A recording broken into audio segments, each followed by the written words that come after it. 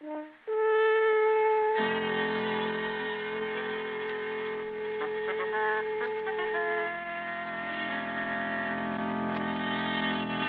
Adventures of Sherlock Holmes, starring Basil Rathbone and Nigel Bruce.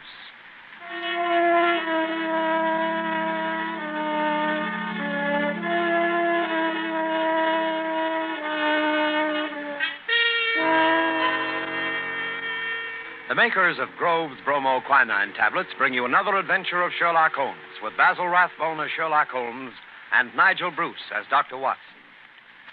A cold is a miserable thing. A cold may become a dangerous thing. Even a so-called light cold can take a serious turn. Be prompt, be decisive in your treatment of a cold. At the very first sign of a cold, take Grove's bromoquinine tablets. Bromoquinine tablets quickly check the symptoms of a cold, quickly relieve the distress of a cold. They give you speedy results, which are very important. Don't monkey around when you can get such a dependable preparation as Grove's bromoquinine tablets. And now, here we are again on our usual visit to Dr. Watson. He's waiting for us in his study, a cheerful blaze crackling on the hearth. I'm very relieved to see you, Mr. Manning.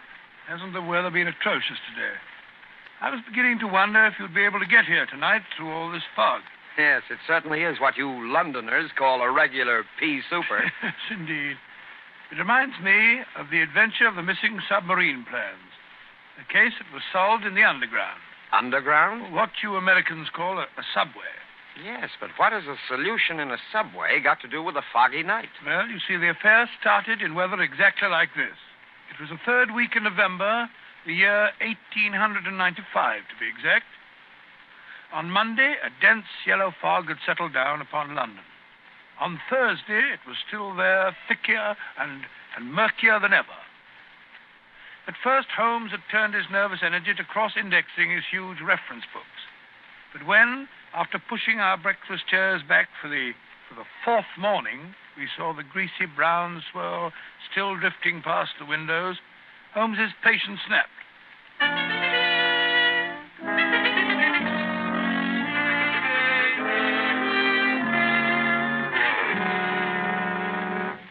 Holmes, if you must pace around in circles, I wish you'd change directions now and then. You're making me dizzy. Bah, it's inexcusable, Watson, inexcusable. No initiative, no imagination. Nothing ever gets done. If you're alluding to the inactivity in this last session of Parliament, my dear Holmes... I'm not speaking of our lawmakers, Watson, but of our lawbreakers.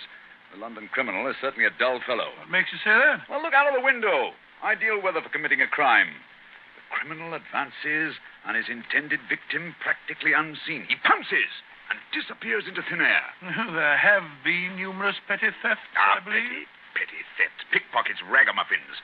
What's the country coming to? Now, if I were a criminal, Watson... Well, I, for one, would move to America. Oh, hello. Mrs. Hudson's knocking. Excited. What's up, I wonder? Yes, Mrs. Hudson, what is it? Oh, a telegram for me. Yes, sir. Very well, thank you. Oh, well, what's it say? Oh, wait until I open it, can't you? Ah, dear me. What next? Most unusual, Watson. Most unusual. What's most unusual, Watson? What's it say? Oh, it's from my brother, Mycroft. You remember him. He helped us solve the case of the Greek interpreter. He's coming here. Why not? What's so phenomenal about Why not? Why not, indeed? It's as startling as it would be to meet a tram car coming down a country lane. Yes, now I come to think of it. Mycroft is rather like a tram car. His rails lead from his Pall Mall lodgings to the Diogenes Club in Whitehall. That's his circle. I wonder what upheaval could have derailed him. Doesn't the telegram explain? It says, must see you about Cadogan West, coming at once. Cadogan West? Cadogan West? Why, that's the young chap who's found dead in the underground on Tuesday morning. I remember reading about it in the papers. Oh? The young man had apparently fallen out of a train and killed himself. He hadn't been robbed, and there was no reason to suspect violence. Quite an uninteresting case, if I remember correctly. And yet, it's serious enough to cause Mycroft to alter his habits. No, Watson. This must be an extraordinary event. Do you recall any other facts about the affair? Yes, I come to think of it, there was one unusual bit came out of the inquest. They were unable to ascertain at what point he entered the train, because his ticket was missing. Strange. What articles were found on the body? £2.15, I believe it was, a checkbook and Oh, yes. 2 dress circle tickets for the Woolwich Theatre. Dated for that evening. Theatre tickets, eh? Then it wasn't suicide. A man doesn't procure theatre tickets for the evening on which he intends to end his life. Anything else? A small packet of technical papers, I believe. Technical papers? What kind of technical papers? The newspapers didn't say. As serious as that. What did the young man do? Where was he employed? He was a clerk at Woolwich Arsenal. Government employee. There we have it, Watson. British government, Woolwich Arsenal, technical papers. That's why Mycroft is involved in this affair. I don't understand. No, I suppose not. Watson, have I ever told you what Mycroft is? Your brother, of course. Oh, no, Watson. Do you have to be so dense? I mean, do you know what he does? I seem to have some vague recollection that you once told me that he'd held some small office under the British government. It would be more accurate to say, in a way, that he is the British government. What? His position is unique. He made it for himself. As the tidiest and most orderly brain of any man alive, with a great capacity for storing facts and giving them the proper interpretation. The conclusions of every government department are passed on to him. He's the central exchange, the clearinghouse. Again and again, his word has decided the national policy. He thinks of nothing else. Nothing else can lure him from his contemplations. And yet he's coming here. Yes, Jupiter is descending on us today. What on earth can happen? Watson, that sounds suspiciously like a bad pun. Here he is, if I'm not mistaken, to speak for himself. Come in. Hello, Mycroft. What's up? You look flustered. Most annoying business, Sherlock, most annoying. You know how I dislike altering my habits. Extremely awkward for me to come away from the office, particularly with Siam in its present state. Oh, dear me. Yes, sit down, Mycroft, sit down. You know Watson, of course. Yes, of course. I'm trying to find a chair that I can trust to hold me. I'd better take the sofa. You certainly haven't got any thinner. I've never seen the Prime Minister so upset. As for the Admiralty, it's buzzing like an upset beehive. You know anything about the case? Watson's just been telling me what was in the newspapers. Just what were the technical papers found on the body? Sherlock, for the love of heaven, not so loud. Those papers which the wretched youth had in his pocket were none other than the plans of the Bruce-Partington submarine. Oh? The submarine which will completely revolutionize naval warfare. The most important papers in our government archives. Under no circumstances could they be removed from the office. Even the chief constructor of the Navy was forced to go to Woolwich if he desired to consult them. And yet we find them in the pockets of a dead junior clerk in the heart of London. Yeah, from an official point of view, it's deplorable, my dear Mycroft. Simply deplorable. You may laugh, Sherlock, but this country won't be safe until they're recovered. But I thought you said that they were found in the pocket of this chap, Cadogan West. 10 papers taken from Woolwich. 7 were found in the pockets of Cadogan West. 3 are still missing, the 3 essential ones. To recover those 3 papers is imperative. The peace of Europe depends on it. Nice little problem, eh, Watson? Why did Cadogan West take the papers? How did he die? How did his body reach the place where it was found? And where are the missing papers? Find the answer to those questions, Sherlock, and you'll have done your country an invaluable service. Oh, why don't you solve it yourself, Mycroft? I believe you could. Possibly. But it's a question of digging out details. Give me the details, and I can give you the solution from an armchair. No, when it comes to running about and cross-questioning railway guards and lying on one's face with a lens to one's eye, no, that's not my métier. Besides, your figure prevents your taking such an undignified position, eh? Very well. Leave that part of it to us, eh, Watson? Right, you are. Good. I've got a cab waiting outside to take you to the place where the body was found. I can give you the details on the way.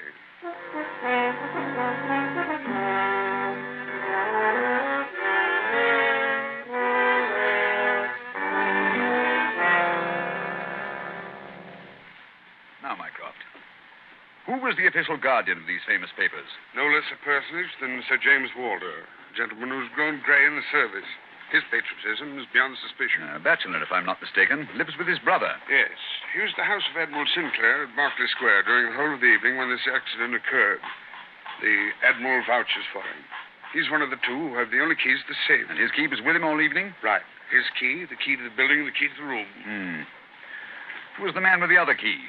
The senior clerk, Mr. Sidney Johnson. Man of 40, married, silent, morose, with an excellent service record. Any alibi? He, too, had his key with him and seems to have spent the evening playing a game of drafts with the green grocer around the corner from his lodgings. Of course, he has only the word of this greengrocer to back him up. Oh, come, my dear Mycroft. No class discriminations, please. The word of a greengrocer is often just as good as that of an admiral. What about Cadogan West? He had a good reputation. A bit hot-headed, but straight and honest. At least, everyone thought so. He was next to Sidney Johnson at the office. His duties brought him into daily personal contact with the plans. No one else ever had the handling of them. Oh, it's perfectly clear. He must have taken... Ah, not so fast, Watson, not so fast. Who locked them up that night? Mr. Sidney Johnson. Ah, they were of value, commercially, I mean. Oh, yes. There's no doubt that West could have got several thousands for them very easily. And yet, only a small amount of money was found on the body. Perhaps the buyer took it back after he'd murdered West. What puzzles me is, how did West obtain possession of those papers? To do so, he must have had a false key. Several false keys, Sherlock. He had to open the building and the room as well. Oh, well. Several false keys, then. Let me see. Suppose West did take the papers and went into town. And on the way back to Woolwich, where he is hoping to replace the papers, he's killed and thrown from the train. But the spot where the body was found is considerably past the station for London Bridge, which is the route to Woolwich. It's interesting. Also, if young West did make an appointment with some foreign agent to sell the papers that night, why didn't he keep the evening clear? Why buy 2 theater tickets? Exactly. Furthermore, he actually escorted his fiancée halfway there before he disappeared. Blind. That's what it looks like to me. Why did he take the papers at all? Why not copy them out in the office and sell the copies? He certainly had plenty of opportunity to do so. And why the absence of his underground ticket? Perhaps the ticket would have shown us which station was near the agent's house. So the murderer destroyed it. Good, Watson. Very good. And yet, I wonder. Well, here's the underground station. The railway authorities have sent a man round to show the exact place where the body was found. You won't change your mind and come with us? Go crawling round that black hole on my hands and knees. Not very likely. Well, I shall expect a report on your efforts this evening. Never expect too much, Mycroft. Never expect too much.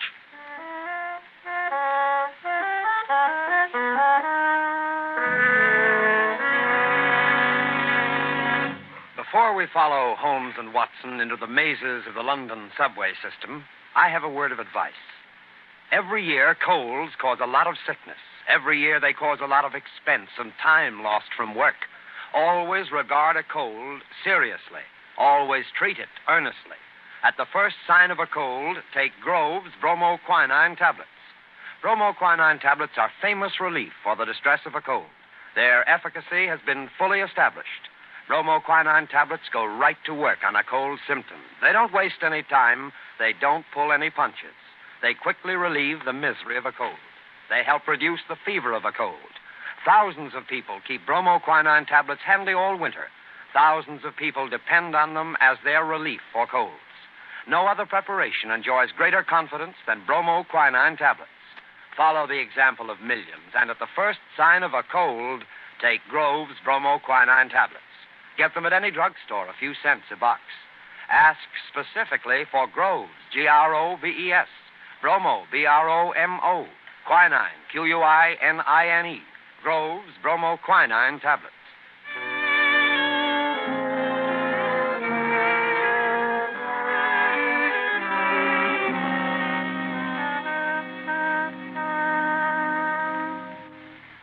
This way, sir. Step right along the tracks. But it isn't safe. Supposing a train should come shooting round that curve. Oh, that's all right, sir. There won't be another for 5 minutes anyway. Here we are, sir. This is where they found the body. Right here alongside the rails. Lying on its face it was. Spooky old place, eh, Holmes? Like the catacombs, only without the skeletons. Yeah. Anything in his hands when they found him? No, sir. Were they clenched? Or spread out as if he were protecting himself? No, sir. They was what you might call relaxed. What time did all this happen? Well, sir, the train he was hoisted out of, as near as we can figure, passed along here about midnight on Monday. All the carriages have been examined for signs of violence, I suppose. They didn't find nothing, not even the missing ticket. There was a passenger to Aldgate on the ordinary train. About 11:40 it was. He said he'd heard a heavy thud, like something striking the line, just before the train reached this station. But it was so foggy, he said he was blessed if he could see what it was. Holmes, what's the matter? What are you staring at? The curve, Watson. What curve of it? of the rails. What of it? What do you mean? I suppose there aren't many curves as abrupt as this. No, sir, I can't say as there is. What have curves got to do with it? Oh, an indication, Watson. Merely an indication. Unique. Perfectly unique. And yet, why not? I don't see any indications of bleeding on the line. No, sir, there wasn't any to speak of. But I understand there was a considerable wound. The bone was crushed right enough. Holmes, you hear that? It's a train. It's coming this way. Run, sir. Run for your life. Yes, but where? Up ahead. There's a place where the train switches off. Run, Watson, run. It's just around the curve. We'll never make it. Yes, we will. Faster, faster. There's the switch up ahead. Come on. Here comes the train now. We'll make it. We'll make it. Justin, Watson, for the love of heaven, you're on the wrong track.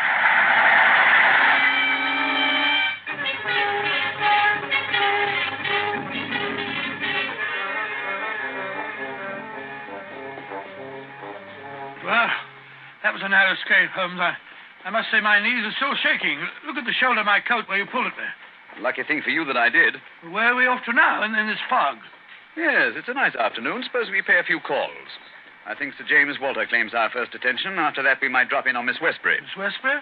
Who's she? She is Cadogan West's fiancée and the last person to see him alive. Holmes, we seem to be going around in circles. We've accomplished absolutely nothing so far except to get ourselves nearly annihilated in the underground. After all, it's perfectly obvious that the young man had a quarrel with someone, in all probability the agent, to whom he sold the papers, and got himself thrown out of the railway carriage for his pains. I disagree with you, my dear Watson. His body fell from the roof of the carriage where it had been placed.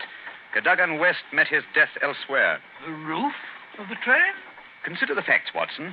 A, the curve in the tracks. The body is found at a spot where the train pitches and sways as it comes around the points. B, there was no ticket. C, there were no signs of bleeding on the line because the body had bled elsewhere. Of course.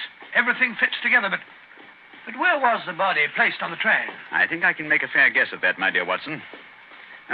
Here we are. This is the famous official villa of Sir James Walter. And that, if I'm not mistaken, is his brother, Colonel Valentine, just coming out of the house. What's the matter with the man? He looks positively haunted. Oh, pardon me, Colonel Valentine, but can you tell me if Sir James is at home? Sir James, sir? Sir James is dead. Good heavens, dead? He died this morning. It's terrible. Terrible. How did he die? Oh, it's this horrible scandal. My brother, sir, was very sensitive of his honor. He couldn't survive the disgrace to his department. It broke his heart. Pardon me, gentlemen, I must go. It broke his heart. Most appalling development. Eh, Holmes? I wonder if his death was natural, or if the poor fellow killed himself.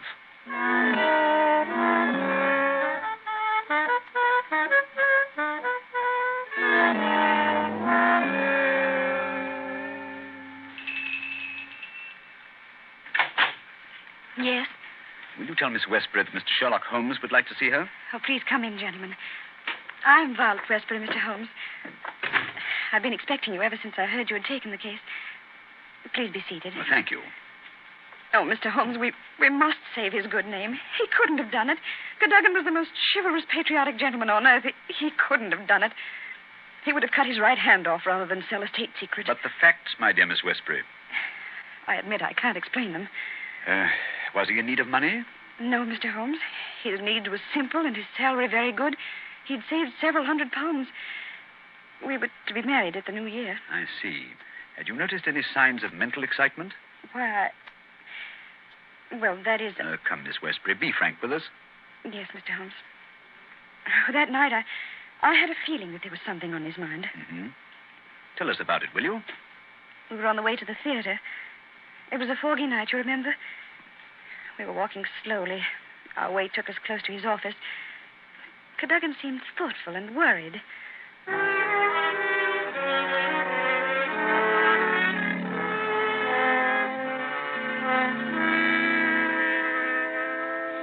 Darling, what's the matter? You haven't said a word for the last 5 minutes. Have I said or done something? Of course not, silly. It's just that I've got something on my mind. Oh, why not tell me about it? Perhaps I can help. It's no use, Vi. It's too serious for me to talk about, even to you. You know, sometimes, Caddy, I feel just the least little bit jealous of that old job of yours when you're cooped up in that building all day. Oh, now, you're not going to be jealous of a building. Well, not really. But it is funny to think of a husband having secrets he can't tell his wife. Mighty important secrets, I can promise you. There's one in particular that any foreign spy would pay good money to get hold of. How thrilling. Well, I don't know. They're awfully slack about some things over there in that building, Violet. What's too slack? It would be too confounded easy for a traitor to get his hands on those plans. What plans? Never mind, darling. I guess I'm getting a bit melodramatic. But there's something been worrying me. Hello, what's that? What's what? Over there, that shadow moving along the side of the building. It's a man. So that's it. I always suspected. Oh, what's the matter? You're so excited. What's wrong? Stay here, Violet. There's something I have to find out. Stay here.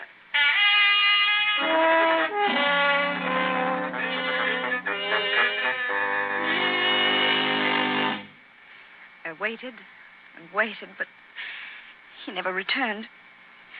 Oh, Mr. Holmes, if you could only save his honor, it meant so much to him. We shall do our best, Miss Westbury. This shadow, this man moving along the building.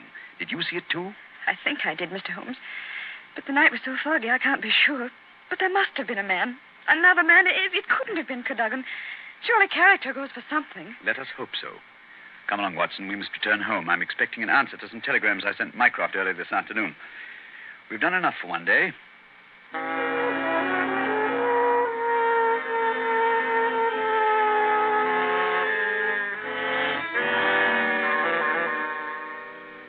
Holmes, where have you been all day?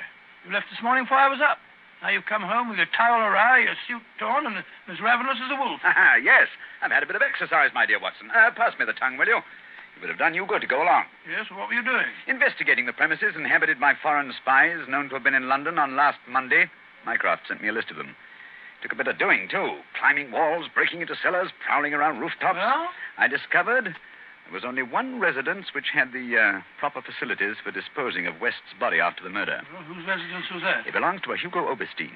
The address is 13 Caulfield Gardens, Kensington. The gentleman himself has departed for Europe. Gone, has he? And he took the plans with him. It's too late. Not necessarily, Watson. What can we do now? We're going to keep a rendezvous with the gentleman who stole and sold those plans. The assignation will take place at Mr. Oberstein's house this evening at 9. What the deuce are you talking about? These newspaper clippings. I found them in the drawer of Hugo Oberstein's desk. Read them. The Daily Telegraph agony column. The first one says, too complex for description, must have full report, terms agreed to, payable when goods delivered. Signed, Piero. Piero, indeed. Sounds like a Mardi Gras. Now, read on, Watson, read on. Second goes, matter presses, must withdraw offer unless contract completed. Piero again. And the last, dated Monday, the day the crime was committed. Monday night after 9, 2 taps, payment in hard cash. I say, do you think it was a submarine that the plans that he was buying? I'm almost positive. And Piero was Oberstein himself. But we'll find out for certain this evening. I've invited the gentleman who sold the papers to meet us. How? I don't understand. I inserted this advertisement in today's Daily Telegraph. Tonight, same hour, same place, 2 taps, vitally important. Your own safety at stake. Signed, Piero, as usual. By George, if he answers that, we've got him. Unless we're too late. Come along, Watson. There's no time to lose. You can take this package for a change. I've been carrying it around all day. What's in it? Oh, just a jemmy, a dark lantern, a chisel, and a revolver. Nice equipment for a respectable citizen to be carrying about the streets of London, I must say. Yeah, you know, Watson, there are times when I suspect we aren't quite respectable.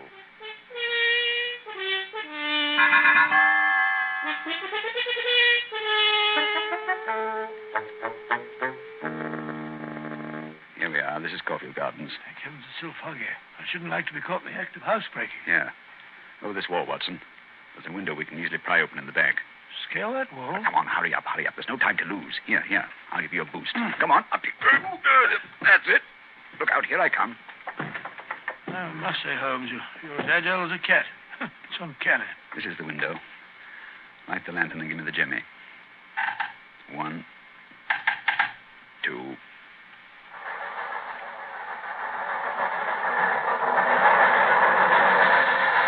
Holmes, the underground runs right past here, almost on the level of these windows. I could have reached out and touched it. Yes, quite convenient, wasn't it? It was here the body was placed on the roof of the train. Look on this windowsill. You can see the soot is blurred where they rested the body. And here, look. This brown stain is blood. Nasty, eh, Holmes? Let's get on into the house. Very well, then. Come along. The window's open. Easy, don't break the glass. Supposing Oberstein should happen to return home. Well, we must take our chances in this business. Come along, Watson, come along. Our visitor will expect to be let in by the front door. I wish these stairs didn't squeak so. 9 o'clock. We can expect him at any moment now. You take your position on one side of the door. I'll be on the other. We can pounce on him when he enters. I'll throw my greatcoat over his head. Oh, well, I wish he'd hurry. Shh, Watson. What if he doesn't come? There he is. Ready now. I'll open the door. You wanted me? No, you don't. Take that. What the... Easy, Watson, easy. All right, Holmes, I've got him. Well, let's take a look at our catch. Take the overcoat away, Watson. Right. Hi, it's Colonel Valentine Walter, Sir James's brother. Quite. Well, sir, what have you to say for yourself? Why did you steal the Bruce-Partington plans? Who are you? What do you know about this? I am Sherlock Holmes, and I know everything. Oh, this is terrible. I'm lost. I didn't realize their importance until my brother killed himself. But I needed the money. I had to have it. Oberstein offered to give it to me if I'd let him see the plans. So you took an impression of your brother's key, opened the safe, and procured the papers. Cadogan West saw you leaving the building, followed you here, and you killed him. No, I didn't do that. I swear I didn't do it. No? Then perhaps you better tell us who did murder Cadogan West and placed him on the roof of the railway carriage. I'll tell you. I promise you I will. I did the rest. I confess it, but not that. Very well, then. How did it happen? I got the papers, as you've discovered. Made my way through the fog until I reached the door. Once or twice, I fancied I was being followed. I could hear footsteps on the pavement behind me.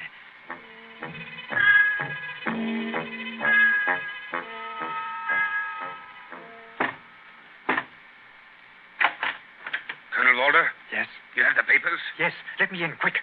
I think someone's been following me. Yes, it's me. Huh? You can't do this, Valentine. It's treason. Corey, do you hear? No, you can't sell the papers, Valentine. I won't let you. They should see. Look out, West. How do you like that, my impetuous young friend? Papa Oberstein, he knows how to use a blackjack, eh? You've killed him. So? It's murder. I'm going to get out of this. Oh, no. I think different. You will come in here if you do not wish to taste the blackjack, too. But That is better. Oh, what can we do? They'll find the body. I have an idea. First, I look at those papers. I take the ones I want, and the rest we put in the pocket of this foolish young man. And then we give him a nice ride on top of the underground train, no? He will be the guilty one. Who will ever know?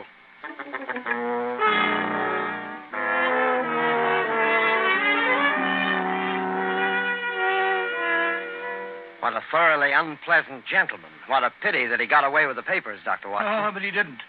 Oberstein had left a Paris forwarding address with Colonel Walters. That gentleman sent him a letter dictated by Holmes, saying that he had discovered that one essential detail in the plans was missing, and that he had procured a tracing which would make it complete for a price.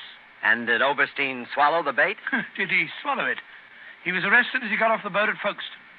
Some weeks later, I learned incidentally that Holmes had spent a day at Windsor Castle and returned with a remarkably fine emerald tie-pin. When I asked him where he got it, he answered it was just a small present from a certain gracious little old lady for whom he'd been able to do a small favor. Yes, and I think I can guess the lady's august name. Elementary, my dear Mr. Manning, elementary. I see. Ladies and gentlemen, in just a moment, Dr. Watson will be back to tell us about next week's story. In the meantime, let us repeat. Watch out for colds.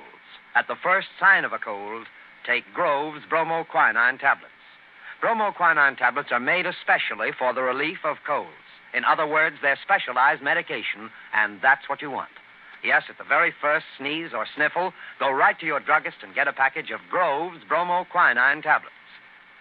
Now, Dr. Watson, next week? Next week, I think I'll tell you the story of the lion's mane. The lion's mane. What was that, Dr. Watson? Oh, the answer to that question, Mr. Manning, almost stumped Sherlock Holmes himself. Suffice it to say that they were the last words gasped out by a dying man as he lay writhing in agony on the sands of the Sussex coast.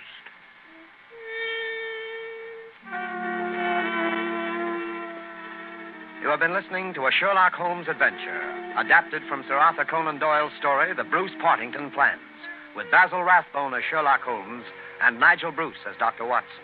The dramatization was by Edith Miser. This program is presented from Hollywood every week at this same time by the makers of Grove's bromoquinine tablets. Quick relief for colds. This is Knox Manning speaking.